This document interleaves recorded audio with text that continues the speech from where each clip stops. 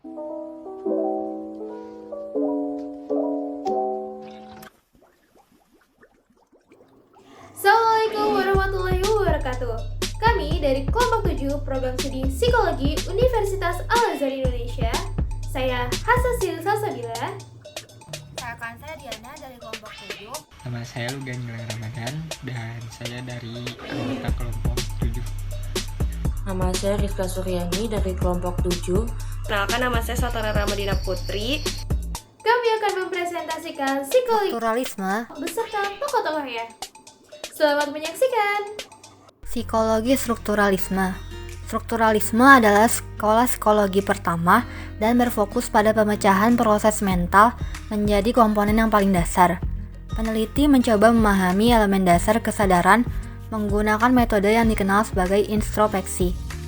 Aliran ini dikemukakan pertama kali oleh Wilhelm Wundt melalui penelitiannya. Wundt dan rekannya berpendapat bahwa pengalaman mental yang kompleks itu memiliki struktur yang terdiri dari keadaan mental yang sederhana. Psikologi strukturalisme yang ditokohi oleh George Muller. George Muller, pendiri rumah piatu asli Down di Bristol, Inggris, dilahirkan di Prusia pada 17 September 1805.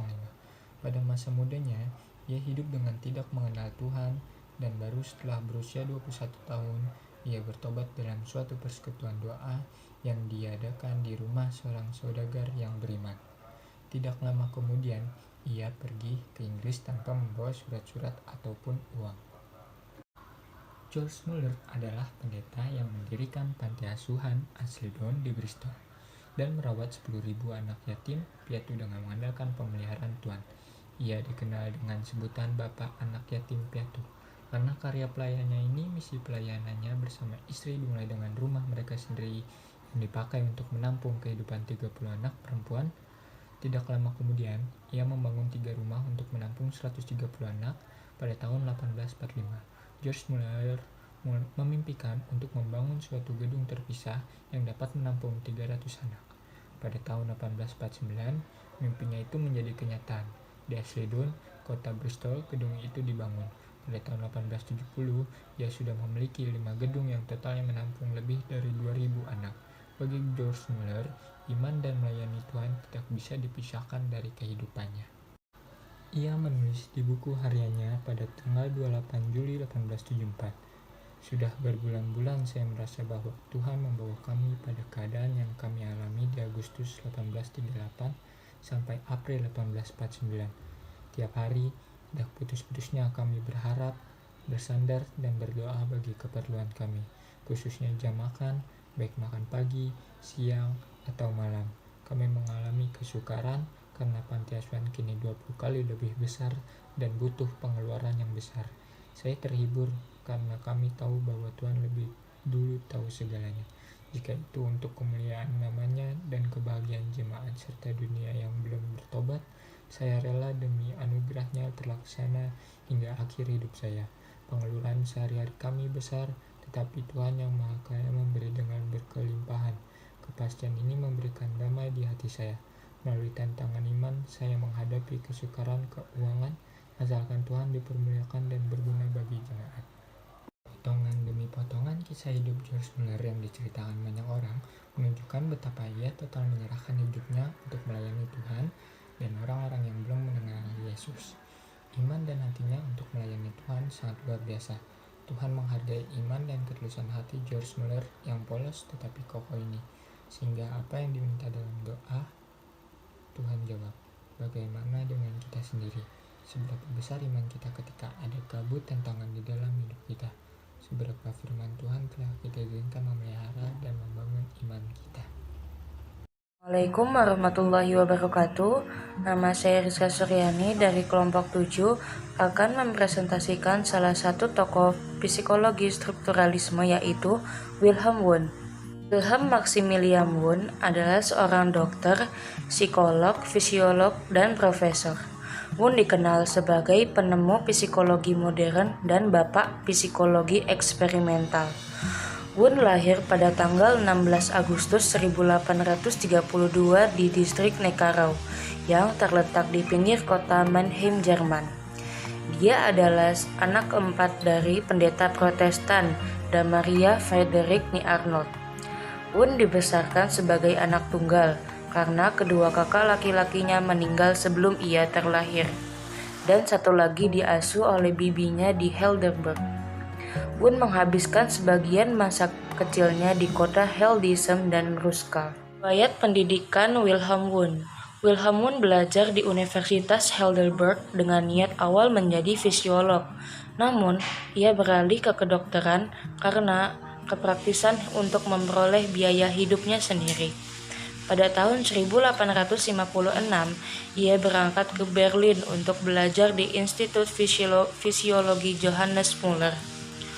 Wundt meninggalkan Heidelberg pada tahun 1874 dan selama setahun menjadi profesor filsafat induktif di Zurich, dan pada tahun 1875 menjadi profesor filsafat di Leipzig, di mana ia tetap tinggal selama sisa karirnya yang panjang.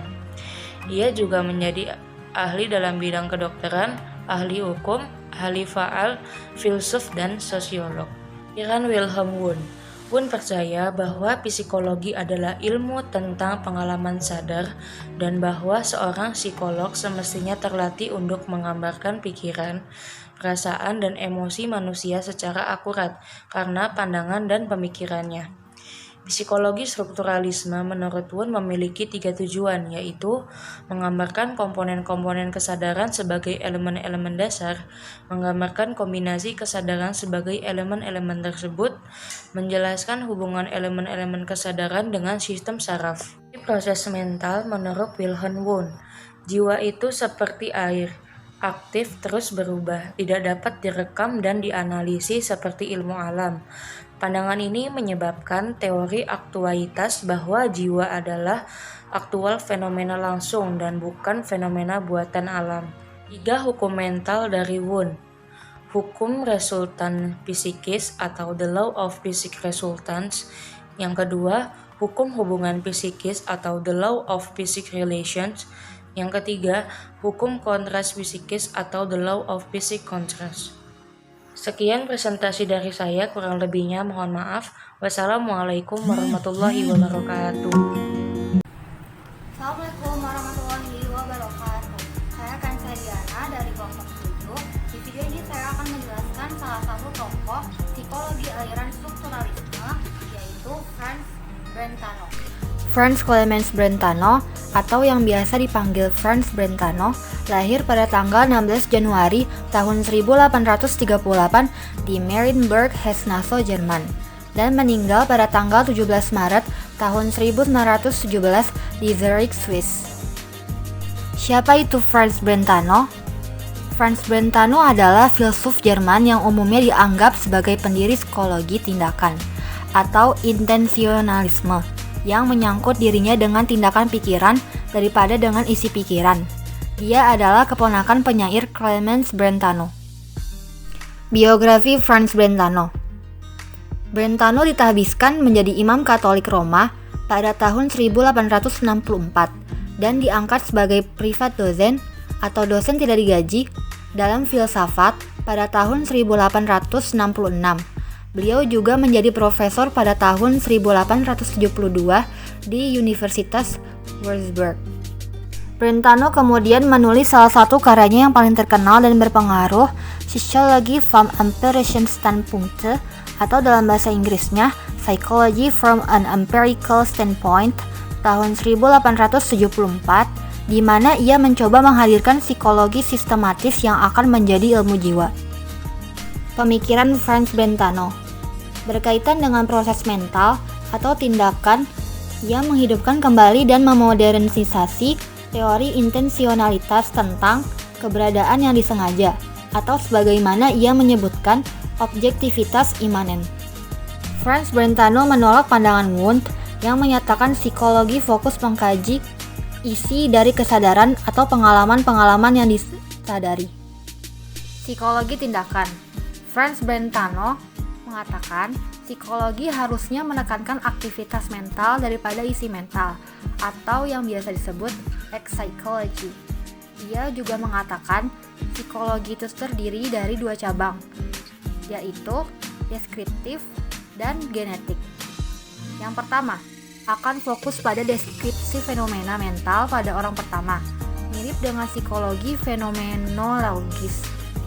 Psikologi genetika seperti kognitivisme saat ini akan melakukannya pada orang ketiga melalui eksperimen empiris. Dia menyarankan bahwa pada dasarnya pikiran dapat merujuk pada objek melalui persepsi dan ide, termasuk penginderaan dan imajinasi, dengan penilaian termasuk tindakan pengakuan, penolakan, dan penarikan kembali, dan dengan mencintai atau membenci, yang memperhitungkan keinginan, niat, keinginan, dan perasaan. Sekian dari video saya, mohon maaf apabila salah kata. Wassalamualaikum warahmatullahi wabarakatuh. Assalamualaikum warahmatullahi wabarakatuh. Saya Hasasil Salsabila dan saya akan mempresentasikan tokoh-tokoh psikologi strukturalisme, yaitu Hermann Ebbinghaus dan Ferdinand de Saussure. Biografi Ebbinghaus. Hermann Ebbinghaus adalah seorang psikolog asal Jerman yang merupakan salah satu pelopor psikologi eksperimental dan studi mengenai memori dan kemampuan mengingat. Ebbinghaus dilahirkan di Bremen 24 Januari 1850 dan meninggal pada 26 Februari 1909. Ia merupakan anak dari seorang saudagar kaya, Karl Ebbinghaus dan Julie Ebbinghaus. Ebbinghaus didorong untuk menjalani karir dalam bidang akademis. Kontribusi Ebbinghaus ke dunia psikologi. Ebbinghaus adalah orang pertama yang melakukan penelitian eksperimental mengenai proses belajar dan ingatan atau memori. Dalam penelitiannya, Ebbinghaus ingin membuktikan bahwa proses mental yang lebih tinggi tidak tersembunyi dari pandangan, namun dapat diteliti dengan menggunakan eksperimen. Dalam eksperimennya, Ebbinghaus menggunakan objek yang netral, yaitu kombinasi huruf-huruf yang membentuk kata tanpa arti atau nonsense syllables, misalnya GAX, GAC, GC, dan sebagainya. Sederetan kata-kata tak berarti tersebut diberikan kepada sejumlah orang termasuk dirinya sendiri untuk dibaca berulang-ulang dan ingat-ingat. Setelah itu, kata-kata tersebut akan diambil dan orang-orang tersebut harus menyebutkannya kembali.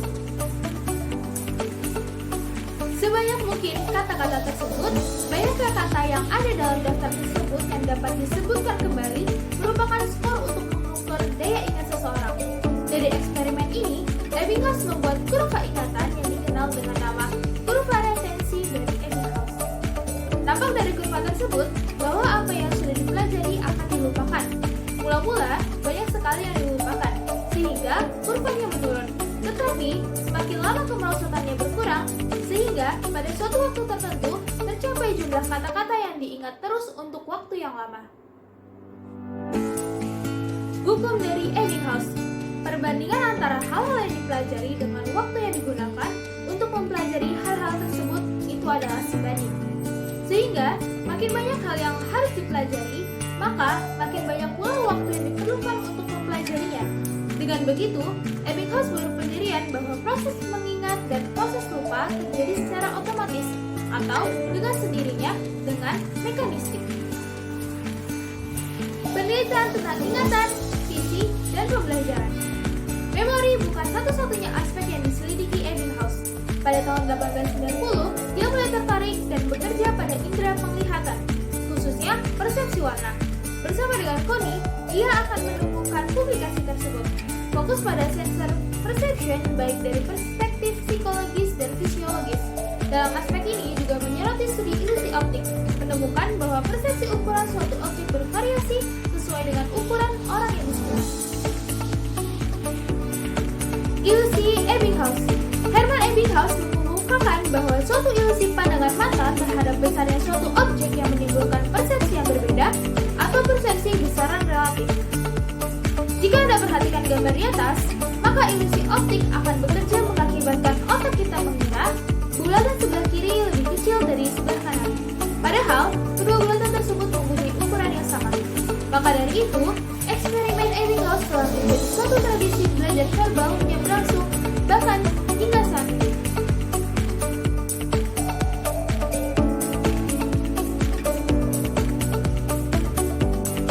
Selanjutnya adalah Ferdinand de Saussure.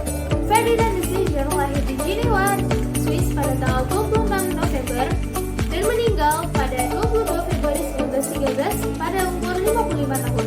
Ia merupakan bidang mineral, taksonomi, dan juga entomologi. Sejak berusia 14 tahun, Ferdinand de Saussure sudah mulai menunjukkan bakat serta berbagai kemampuan hebat yang dimilikinya. Kontribusi Ferdinand ke dunia psikologi. Ferdinand de Saussure dianggap sebagai bapak strukturalisme linguistik, sebuah teori yang memulai linguistik pada abad ke-20. Dengan itu, ada juga dengan tradisi berdasarkan sejarah, fokus pada mempelajari evolusi bahasa, dan juga merupakan orang yang pertama kali merumuskan secara sistematis cara menganalisa bahasa yang juga dapat digunakan untuk menganalisa sistem tanda atau simbol dalam kehidupan masyarakat dengan menggunakan analisis struktural.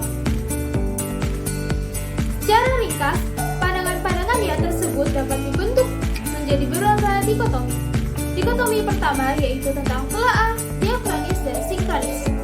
Dikotomi ini menjelaskan tentang bagaimana bahasa dapat dipelajari dari waktu ke waktu atau pada suatu waktu. Sebelum dikotomi tentang telaah dua jenis waktu tersebut muncul, ahli pada di zamannya hanya menelaah bahasa secara diakronis saja. Kesadaran tentang bahasa yang juga dapat ditelaah secara sinkronis belum muncul. Dikotomi kedua adalah tentang long dan vowel. Dikotomi ini menjelaskan tentang gagasan Saussure tentang pembedaan antara long dan vowel. Long merupakan keseluruhan sistem tanda nulising yang bersifat abstrak dan merupakan hasil konvensi masyarakat yang digunakan sebagai alat komunikasi. Berbeda dengan long, vowel bersifat konkret. Hal tersebut dikarenakan vowel merupakan realitas fisik dari satu orang ke orang lain yang berbeda, sehingga dapat dikatakan bahwa vowel merupakan long yang dipakai oleh masyarakat bahasa. Secara ringkas, long adalah objek linguistik, sedangkan untuk mengkaji long, kita membutuhkan vowel. Dikotomi yang ketiga adalah signifin dan signifik. Dikotomi ini membahas bagaimana tanda bahasa dapat menyatukan dan menggabungkan konsep dari citra bunyi. Citra bunyi tersebut adalah signifin dan merupakan kesan psikologis yang muncul di dalam pikiran kita. Sedangkan signifik merupakan kesan makna yang ada di dalam pikiran kita. Sehingga signifin dan signifik tidak dapat dipisahkan, sebab keduanya berkaitan erat. Serta yang terakhir adalah tentang hubungan sintakmatik dan paradigmatik. Pembeda dari keduanya adalah jika hubungan sintakmatik merupakan hubungan antara unsur yang ada dalam suatu tuturan, berbeda dengan hubungan paradigmatik. Hubungan paradigmatik ini justru merupakan hubungan di antara unsur-unsur yang ada di suatu tuturan dengan unsur-unsur di luar tuturan yang bersangkutan. Dari penjelasan yang sudah mengenal sosok Ferdinand de Saussure dan dikotominya, walaupun kita tidak mempelajari linguistik secara langsung, setidaknya ada hal yang berhubungan dengan bahasa yang dapat kita ketahui. Salah satunya dengan mengenal tokohnya. Harus kita ingat juga walaupun tidak secara langsung belajar linguistik, tentu bahasa pasti digunakan sehari-hari kan?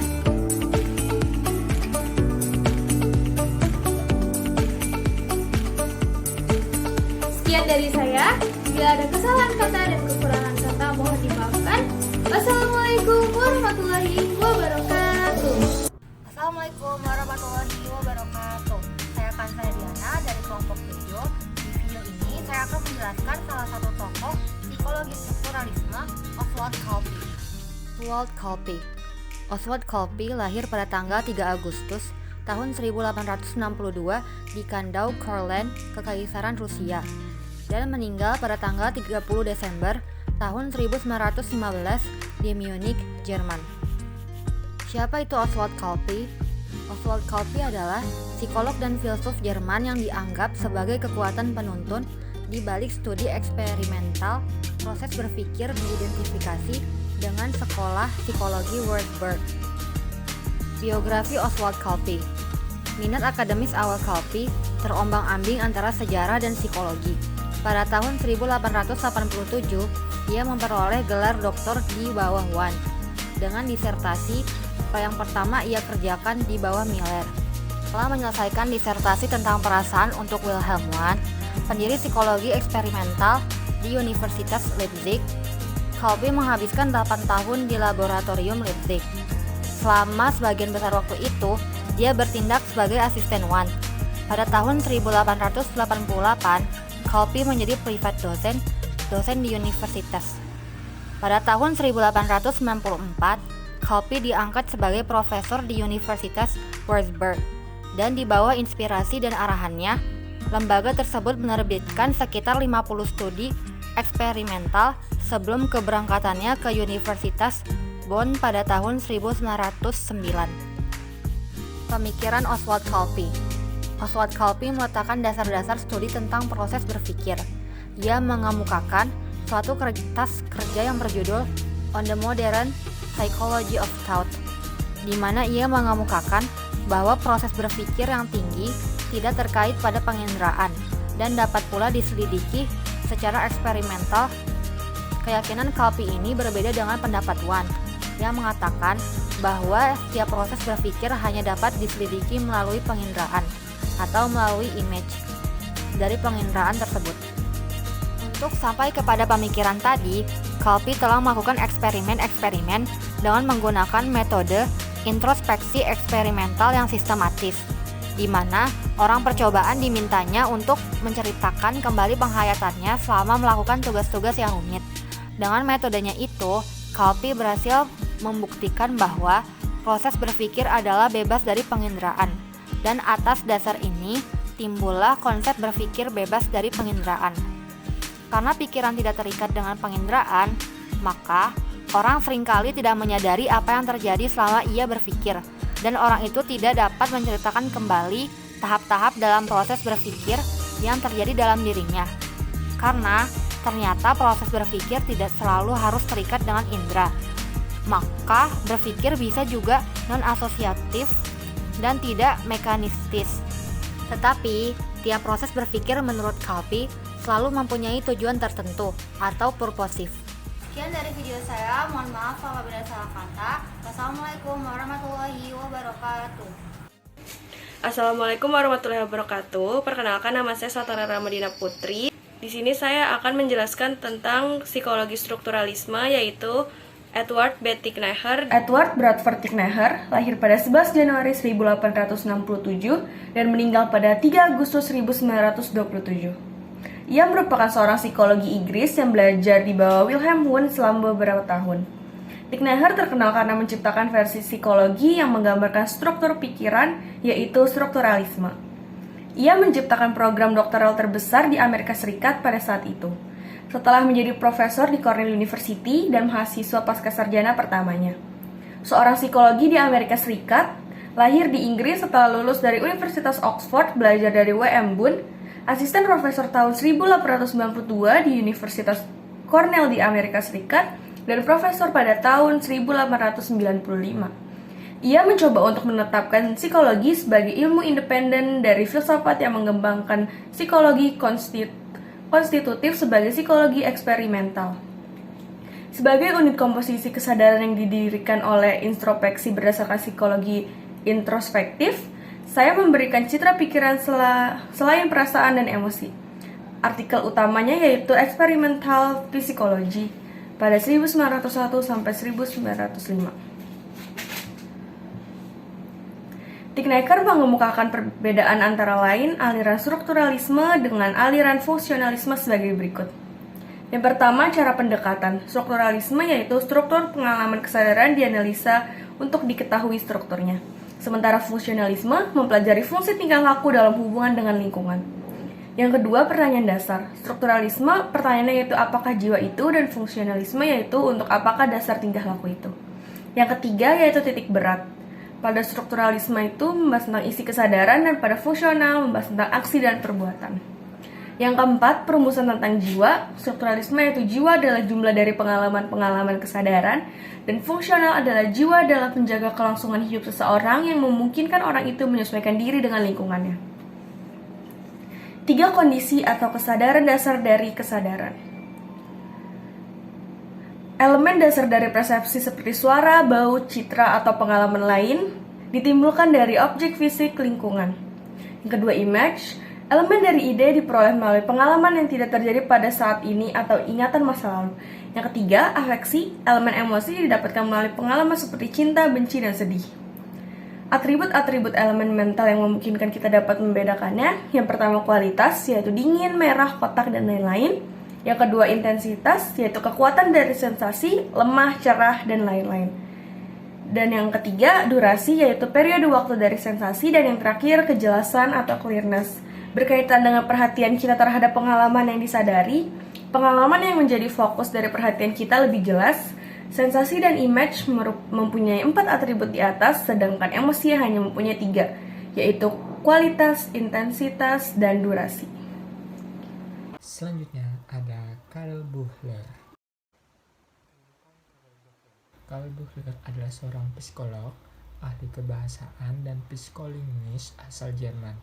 Pada tahun 1899, ia memulai studinya di Universitas Freiburg, mengambil jurusan kedokteran, dan pada tahun 1903, ia mendapatkan promosi doktornya. Namun, pada tahun 1934, ia menerbitkan bukunya mengenai teori kebahasaan.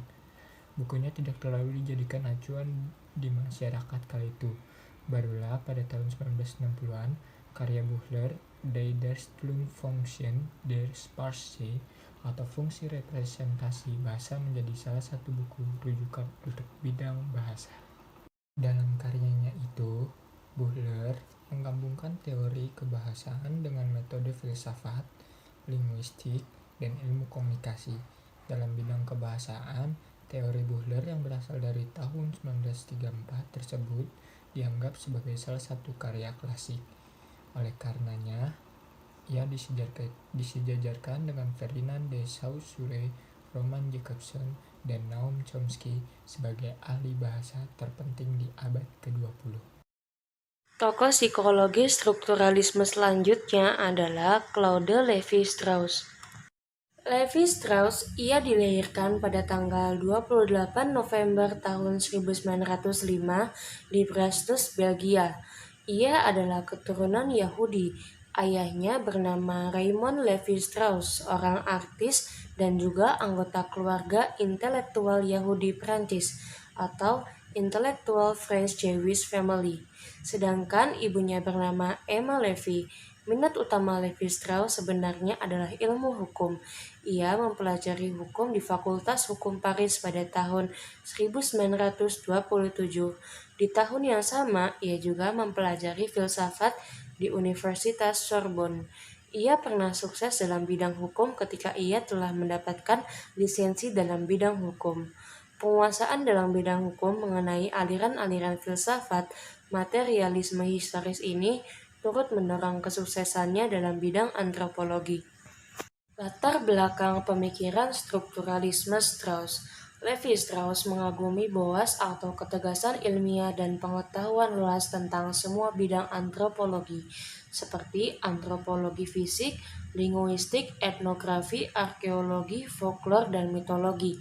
Tetapi yang terpenting bagi Lévi-Strauss adalah pendapat Boas bahwa hukum-hukum bahasa berfungsi secara tak disadari dan di luar kontrol sadar subjek yang berbicara, maka bahasa dapat dipelajari sebagai fenomena objektif yang juga menjadi presentatif bagi gejala-gejala sosial lainnya. Metode Lévi-Strauss. Lévi-Strauss menerapkan metode strukturalnya untuk menganalisis berbagai gejala atau praktek sosial. Salah satunya adalah terhadap larangan incest adalah sama universalnya seperti bahasa antropologi telah lama berusaha menegaskan larangan itu dengan beragam argumen. Lévi-Strauss mengembangkan linguistik dan menerapkannya dalam antropologi sosial, sehingga pendekatannya disebut strukturalisme etnologis atau antropologi struktural. 1. Relasi perbedaan yang menentukan kebudayaan dipandang sebagaimana tata bahasa, dan tugas analisis atas gejala kultural adalah bukan memahami gejala partikular secara terpisah atau tersendiri, tetapi menemukan kode tersembunyi. Yang kedua, penekanan pada pendekatan sinkronis mengikuti pandangan Saussure bahwa makna suatu istilah ditentukan oleh relasi-relasinya pada suatu titik tertentu, yakni dengan secara sinkronis dengan istilah-istilah lain. Lévi-Strauss berpendapat relasi-relasi suatu fenomena yang lain pada titik waktu tertentu inilah yang menentukan makan fenomena tersebut. Levi-Strauss sebagaimana telah ditunjukkan di atas harus diakui bahwa salah satu konsekuensi strukturalisme adalah politik identitas. Sekian presentasi dari saya mengenai dua tokoh psikologi strukturalisme yaitu Wilhelm Wundt dan Claude Levi-Strauss. Kurang lebihnya mohon maaf. Wassalamualaikum warahmatullahi wabarakatuh. Di sini saya akan menjelaskan tentang psikologi strukturalisme yaitu Alison Asiter. Alison Asiter lahir pada tanggal 23 Oktober tahun 1949. Asiter memperoleh gelarnya dari Universitas Bristol, Beville dari Somerville College, Oxford, dan DePaul dari Universitas Sussex pada tahun 1984. Pada awal tahun 2000-an, Asiter adalah dekan Fakultas Ekonomi dan Ilmu Sosial di UW Bristol dan profesor sosiologi tamu di London School of Economics pada Januari tahun 2006. Buku Asiter, Kierkegaard, Hawa, dan Metafora Kelahiran digambarkan sebagai kontribusi penting untuk subjek umum kesejahteraan yang dapat diwujudkan dan mencerahkan dan mengunggah pikiran. Ini juga telah ditinjau oleh Times Higher Education. Menurut Alison Asiter, ada 4 ide umum mengenai strukturalisme sebagai bentuk kecenderungan intelektual. Yang pertama, struktur menentukan posisi setiap elemen dari keseluruhan. Yang kedua, kaum strukturalis percaya bahwa setiap sistem memiliki struktur. Yang ketiga, kaum strukturalis tertarik pada struktural hukum yang berhubungan dengan hidup berdampingan bukan perubahan. Dan yang terakhir yaitu struktur merupakan hal nyata yang terletak di bawah permukaan atau memiliki makna tersirat.